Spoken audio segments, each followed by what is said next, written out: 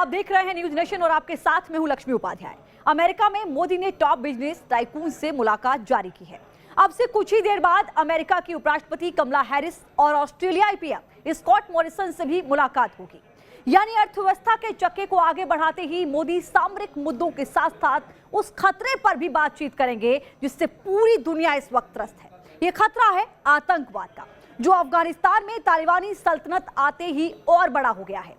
मोदी किसका नाम लेंगे किसका नहीं, ये अभी साफ नहीं है, लेकिन तालिबान, पाकिस्तान और चीन का टेरर ट्रायंगल संयुक्त राष्ट्र महासभा से लेकर क्वाड मीटिंग तक का टॉकिंग पॉइंट रहेगा। आपको सबसे पहले दिखाते हैं अफगानिस्तान का वो टेरर डेंजर जिसको देख के पूरी दुनिया के माथे पर पसीना आ रहा है।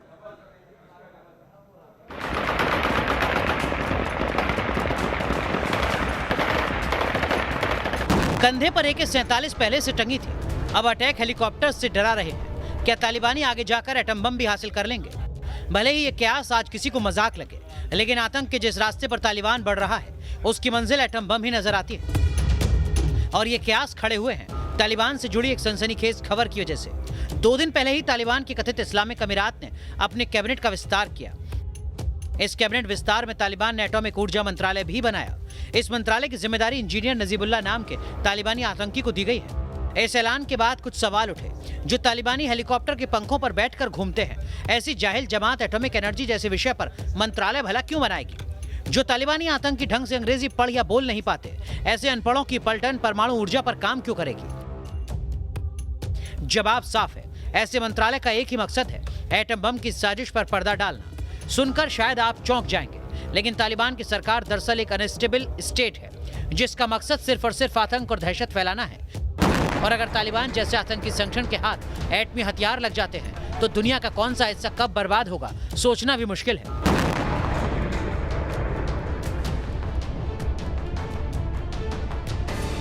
अफगानिस्तान के पड़ोस में पाकिस्तान है, जिसके पास एटमी हथियार है, और हमेशा माना जाता रहा है कि पाकिस्तान जैसा फेल्ड स्टेट इतने घातक हथियारों को महफूज नहीं रख सकता। अफगानिस्तान के दूसरे बॉर्डर पर ईरान है, जो सालों से चोरी छुपे परमाणु हथियार बनाने की जुगत पर जुटा है। अफगानिस्तान की सरहदों से पूर्व सोवियत गणराज्य लगते हैं, जहां यूरेनियम और प्लूटोनियम जैसे एटमी खनिज आसानी से हासिल हो जाते हैं। अब ऐसे में तालिबान किस ओर जाएगा, कहां से एटमी हथियार या तकनीक चुराएगा, इसके बहुत सारे विकल्प खुले हैं। बाइडेन सरकार भले ही तालिबान को लेकर ऊपरी तौर पर खामोश बैठी है, लेकिन भारत ऐसे कट्टरपंथी आतंक का विरोध करता रहा है, और हर बढ़ते दिन के साथ ये विरोध मजबूत होता जा रहा है।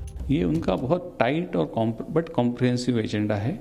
उसमें 2 पार्ट है। एक तो आज जो तालिबान की जीत की वजह से अफगानिस्तान में जो एक संकट खड़ा हुआ है, कि जिसका प्रभाव न केवल भारत में और उनके पड़ोसी राष्ट्रों में होगा, परंतु पूरी दुनिया में होगा। तालिबान का आज का वर्जन और पुराना वर्जन में बहुत फ़र्क है, ऐसा कहने वाले कुछ लोग थे, परंतु तालिबान की जो अभी की पिछले 10-15 दिन में उन्होंने जो निर्णय लिए हैं, उससे ये पता चलता है कि तालिबान वर्जन 1 और तालिबान वर्जन 2 में बहुत ज़्यादा कुछ फ़र्क नहीं है। सिर्फ एटमी हथियार ही नहीं, तालिबान के काले आतंक से दूसरे खतरे ने भी सिर उठाना शुरू कर दिया है। ऐसा ही एक खतरा है नार्को टेरर का। इस खतरे का सबसे बड़ा सबूत गुजरात के मुंद्रा बंदरगाह से सामने आया। 16 सितंबर को मुंद्रा बंदरगाह से DRI ने ड्रग्स की जो खेप बरामद की थी, उसमें 3000 किलो अफगान हेरोइन मौजूद थी। इतनी ड्रग्स की भारतीय रुपए में कीमत तकरीबन 21,000 करोड़ रुपए है। यानी ये भारत में आज तक की ड्रग्स की सबसे बड़ी रिकवरी है। हेरोइन की इतनी बड़ी खेप और कनेक्शन भी अफगानिस्तान से, मायने साफ थे। इस नशीली खेप के पीछे तालिबान का हाथ हो सकता है, लेकिन इस शक को पुख्ता करने के लिए तालिबान के ड्रग्स सिंडिकेट से जुड़े हर सच को सामने लाना जरूरी था। न्यूज नेशन ने जब इस केस की इन्वेस्टिगेशन शुरू की, तो पता चला ये जहाज ईरान के बंदर अब्बास बंदरगाह से चला था। यानी अफगान हेरोइन की एक खेप पहले अफगानिस्तान के कांधार या हेरात से बंदर अब्बास लाई गई, और फिर बंदर अब्बास से अरब सागर के जरिए गुजरात के मुंद्रा बंदरगाह तक पहुंची। एशिया में सबसे महंगी और सबसे ज्यादा हेरोइन अफगानिस्तान में ही पैदा होती है, और ड्रग्स के धंधे की कमाई तालिबान का पुराना तरीका रहा है। इसी वजह से माना जा रहा है कि तालिबान के नार्को टेरर मॉड्यूल ने इस साजिश को अंजाम दिया होगा। तो तालिबान के पास अभी से नहीं, जब तालिबान बन गया, तालिबान से छोड़कर अगर मुजाहिदीन बन गए, उसी ज़माने से एक अच्छा टूरिज्म के पास एक अच्छा बिजनेस ये ड्रग्स। अभी तालिबान के पास जो पैसा नहीं, किसी हेल्प नहीं करता है, और ये अगर हेल्प किया है, चाइना $30 मिलियन हेल्प किया, वो कुछ भी नहीं है। तो अच्छा बिजनेस या जो पैसा अगर है ड्रग्स बहुत ज्यादा है तालिबान के पास। अगर वाकई हिंदुस्तान में रह रहे लोगों के लिंक्स के जरिए 3 टन हेरोइन गुजरात पहुंचाई गई तो इसका सीधा मतलब है कि तालिबान के कनेक्शन भारत तक किसी न किसी तरह से जुड़ चुके हैं। तालिबान इनका इस्तेमाल भारत के जरिए ड्रग्स की तस्करी बढ़ाने के लिए करेगा। संयुक्त राष्ट्र की एक रिपोर्ट के मुताबिक अफगानिस्तान से सालाना 14 अरब रुपए की अफीम और उससे बनने वाली ड्रग्स का धंधा होता है। यह अफगानिस्तान की जीडीपी का करीब 10% हिस्सा है। तालिबान 1.0 के दौरान इस पूरे धंधे पर तालिबान का कब्जा था और अब एक बार फिर तालिबान ड्रग्स के धंधे पर कंट्रोल जमा रहा है। नार्को टेरर की ही तरह तालिबान से एक और बड़ा खतरा दुनिया को है। इस खतरे का नाम है टेरर सेफ हेवन। साल 2014 में सीरिया और इराक में जो हुआ उसे पूरी दुनिया ने देखा। Islamic state of Iraq and Syria ने मोसुल से लेकर रक्का तक अपनी जड़ें फैलाई और फिर एक एक कर दुनिया के दूसरे आतंकी संगठन इस्लामिक स्टेट के झंडे तले आने लगे। इतना ही नहीं, पाकिस्तान से लेकर चेचन्या तक के आतंकी सीरिया में जाकर पनाह लेते नजर आए थे। यही खतरा तालिबान भी पैदा कर सकता है। अफगानिस्तान पर अब किसी बड़ी ताकत का जोर नहीं चल रहा। ऐसे में दुनिया भर के आतंकी तालिबान के परचम तले जमा हो सकते हैं और दक्षिण एशिया से लेकर मिडिल ईस्ट तक बड़े खतरे का सबब बन सकते हैं। भारत को तालिबान की तासीर पता है और ये भी पता है कि आज नहीं तो कल तालिबान एक संगठित टेरर नेटवर्क को खड़ा करने की फिराक में है ताकि उसके खिलाफ कोई खड़े होने की हिम्मत ना कर सके। इसी वजह से भारत लगातार तालिबानी मानसिकता को लेकर आवाज उठा रहा है और ये तकरीबन तय है कि हिंद के हुंकार अमेरिका की धरती पर भी सुनाई देगी। Team news nation. अमेरिका में टॉप 5 सीईओ से प्रधानमंत्री नरेंद्र मोदी की बैठक जारी है और सबसे पहले पीएम ने क्वालकॉम कंपनी के सीईओ क्रिस्टियानो आर आमोन से मुलाकात की। क्वालकॉम 5G टेक्नोलॉजी में टॉप कंपनी है। फिलहाल पीएम एडोबी के चेयरमैन शांतनु नारायण से मिल रहे हैं और इसके बाद पीएम फर्स्ट सोलर के CEO mark Widmer general atomic से मुलाकात करेंगे। सीईओ विवेक लाल और ब्लैक स्टोन के सीईओ स्टीफन ए श्वार्ज़मैन से भी प्रधानमंत्री नरेंद्र मोदी की आज मुलाकात होनी है। इस वक्त आपको बता दें कि यह बैठक बेहद महत्वपूर्ण मानी जा रही है, चूंकि 5 सीईओ से जिनसे मुलाकात करने वाले हैं प्रधानमंत्री नरेंद्र मोदी, उनमें से बैठक इस वक्त 2 सीईओ के साथ बैठक चल रही है। और महत्वपूर्ण जानकारी आपको यह भी दे दें कि जिन 5 सीईओ से बैठक होनी है उनमें 2 भारतीय अमेरिकन हैं और बेहद महत्वपूर्ण उनके साथ ये चर्चा मानी जा रही है। दुनिया के लिए इस वक्त सबसे बड़ा खतरा बन चुका है तालिबान, क्योंकि आगे हम आपको बताएंगे क्योंकि तालिबान पर इस दौरे के दौरान किस मुद्दे पर बातचीत होनी है। क्योंकि अगर अफगानिस्तान की बात कर रहे हैं तो अफगानिस्तान एक बहुत बड़ा चर्चा का विषय रहेगा। इस पर भी हम आपको लगातार जानकारी देते रहेंगे, क्योंकि ये बेहद अहम मुद्दे हो जाते हैं। चाहे आतंकवाद की बात हो, चाहे आप अफगानिस्तान की बात करें, चाहे चीन के मुद्दे पर बात हो और चाहे पाकिस्तान के मुद्दे पर बात हो, ये 4 मसले बेहद महत्वपूर्ण रहने वाले हैं इस बैठक में। लेकिन दुनिया के लिए इस वक्त सबसे बड़ा खतरा बन चुका है तालिबान, जिसका इससे पहले हम जिक्र कर रहे थे, क्योंकि तालिबान बंदूक के दम पर अफगानिस्तान की सत्ता हासिल कर चुका है। लेकिन तालिबान के साथ पाकिस्तान के गठजोड़ ने भी चिंताएं लगातार बढ़ा दी हैं। जिस तरह से पाकिस्तान ने तालिबान का साथ दिया, उससे साफ हो जाता है कि पाकिस्तान में पल रहे आतंकी और तालिबान मिलकर किस तरह से तबाही मचा सकते हैं। यही कारण है कि अब पाकिस्तान और उसकी जमीन पर पल रहे आतंकियों को नेस्तनाबूद करना सबसे बड़ी चुनौती है।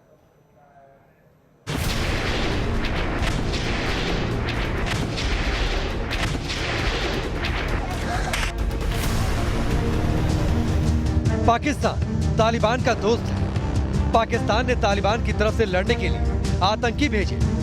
पाकिस्तान ने तालिबान को अफगानिस्तान की सत्ता दिलाने में मदद की।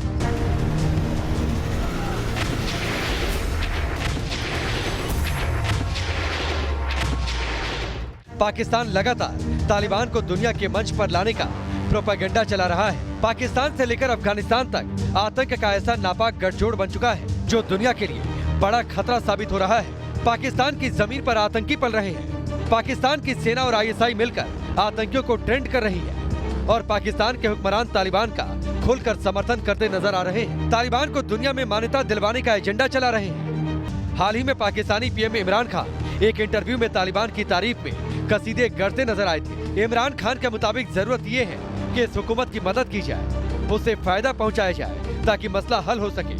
अफगानिस्तान को बाहर से कंट्रोल करने की कोशिश नहीं होनी चाहिए, क्योंकि ये कभी कामयाब नहीं हो। तालिबान को पाकिस्तान ने अफगानिस्तान की जंग में भी पूरी मदद की है। अफगान फोर्सेस के खिलाफ युद्ध लड़ने के लिए पाकिस्तान ने 20,000 आतंकी अफगानिस्तान भेजे थे, तो पाकिस्तान में भी आतंकवाद फल फूल रहा है। जैश-ए-मोहम्मद पाकिस्तान का ये आतंकी संगठन अफगानिस्तान में तालिबान और अलकायदा के साथ मिलकर काम करता रहा है। अफगानिस्तान में इस ग्रुप के कई ट्रेनिंग कैंप हैं। पाकिस्तान में मौजूद दूसरा टेरर गुट है लश्कर-ए-तैयबा। पाकिस्तान के साथ अफगानिस्तान में इस ग्रुप के कई ट्रेनिंग कैंप अब भी मौजूद हैं।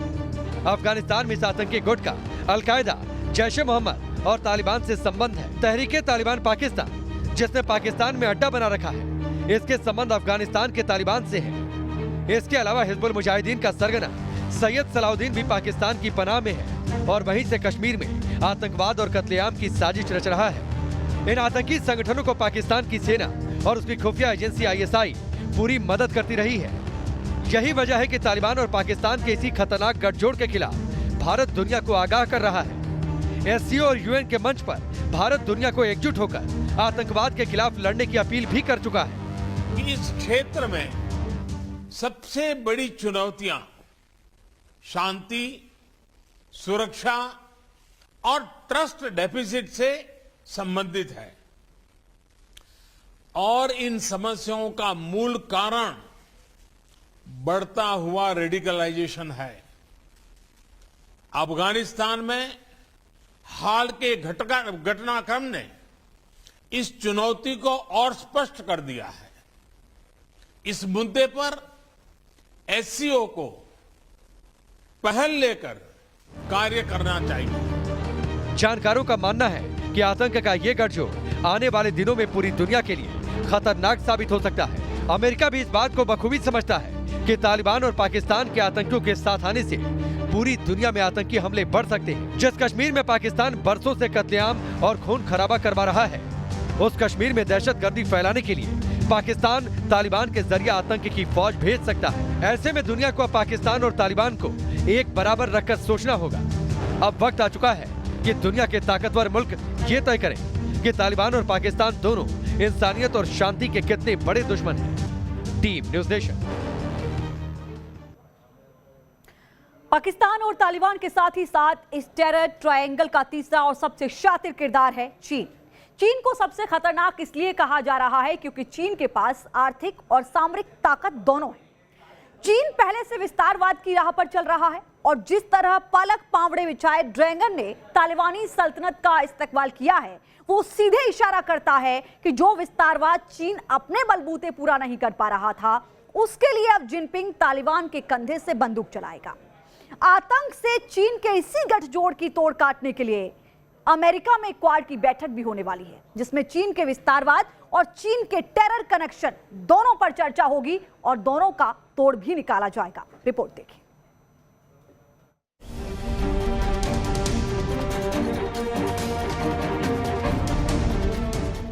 एविल एम्पायर यानी दुष्ट साम्राज्य। कुछ जानकार दुनिया में चीन के उभार को यही नाम दे रहे हैं। एक मुल्क जो ताकत के दम पर दुनिया पर राज करने का ख्वाब देख रहा है। चीन जिसके विस्तारवाद का भूख पूरी दुनिया के लिए खतरा बन चुका है। दक्षिण चीन सागर हो या हिमालय की पहाड़ियां, चीन की गिद्ध नजर हर इलाके पर है। ग्लोबल वर्ल्ड ऑर्डर के लिए चीन खतरा बनकर उभरा है। चीन की इसी चुनौती से निपटने के लिए दुनिया के 4 अहम देशों ने क्वाड का गठन किया है। भारत, अमेरिका, जापान, ऑस्ट्रेलिया, इन 4 देशों का तालमेल कोई मिलिट्री अलायंस नहीं है, लेकिन जिस तरह चीन ताकत के दम पर दूसरे देशों को दबाने की कोशिश कर रहा है, वैसे हालात में क्वाड की शक्ति चीन के नापाक मंसूबों के खिलाफ सबसे मुफीद नजर आती है। क्वाड और चीन की समुद्री ताकत की तुलना की जाए तो क्वाड देशों के पास 27 एयरक्राफ्ट कैरियर हैं, वहीं चीन के पास मात्र 2 एयरक्राफ्ट कैरियर हैं। कहते हैं जो समंदर का सिकंदर होता है, दुनिया पर वही राज करता है। एयरक्राफ्ट कैरियर के लिहाज से क्वाड चीन से बहुत आगे है। क्वाड की पनडुब्बी ताकत भी चीन से बहुत ज्यादा है। क्वाड देशों के पास 108 सबमरीन हैं, जबकि चीन के पास सिर्फ 74। समुद्री शक्ति से अब चलते हैं हवाई ताकत की ओर। पिछले कुछ सालों में चीन की तरफ से अपनी वायु शक्ति में जबरदस्त इजाफा करने का दावा किया जाता है। चीन 5वीं और 6ठी पीढ़ी के लड़ाकू विमानों की तकनीक हासिल करने की बात करता है। चीन और क्वाड की हवाई ताकत की तुलना की जाए तो क्वाड के फाइटर प्लेन की तादाद 2984 है, वहीं चीन के फाइटर प्लेन की तादाद सिर्फ 1232 है। समंदर और आसमान शक्ति के मामले में क्वाड अभी चीन से बहुत आगे है। चीन कितनी भी कोशिश कर ले, वो फिलहाल क्वाड के नजदीक नहीं पहुंच सकता। जमीन पर भी सेनाओं के शक्ति संतुलन की बात करें तो क्वाड के आगे चीन कहीं नहीं टिकता। क्वाड देशों के टैंकों की संख्या करीब 11,644 है, वहीं चीन के पास सिर्फ 3,500 टैंक हैं। पैदल सैनिकों की बात की जाए तो क्वाड के कुल सैनिकों की तादाद 31,51,160 है, वहीं चीन के सैनिकों की संख्या 21,83,000 है। ये क्वाड की ताकत ही है जिसकी वजह से चीन गठबंधन पर सवाल उठाता है, बार बार क्वाड के खिलाफ बयान देता है। Team news nation. आतंक और चीन, इस शातिर गठजोड़ से निपटने के लिए सामरिक ताकत भी बेहद जरूरी है और इस ताकत में इजाफे के लिए भारत को लगातार अमेरिका का साथ मिल रहा है। अब तक भारतीय सेनाओं के पास अमेरिका में बने कुछ घातक हथियार आ चुके हैं और यह माना जा रहा है कि मोदी की अमेरिका यात्रा के दौरान भविष्य में हथियारों की डील को लेकर भी बड़ी सहमति बन सकती है।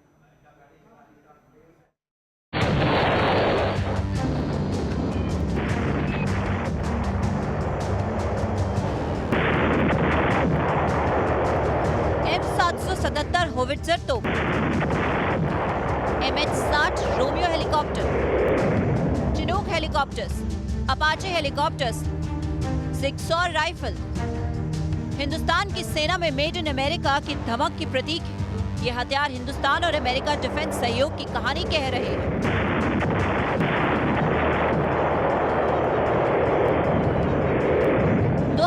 में जिस अमेरिका से हमारी डिफेंस हार्डवेयर की खरीद शून्य पर थी, आज उस अमेरिका से हिंदुस्तान का रक्षा सौदा $3 अरब तक पहुंच चुका है। वो हथियार जिसके दम पर अमेरिका को सुपर पावर की हैसियत हासिल है, वो हथियार जल्द हिंदुस्तान की सेना की शान बढ़ा सकते हैं।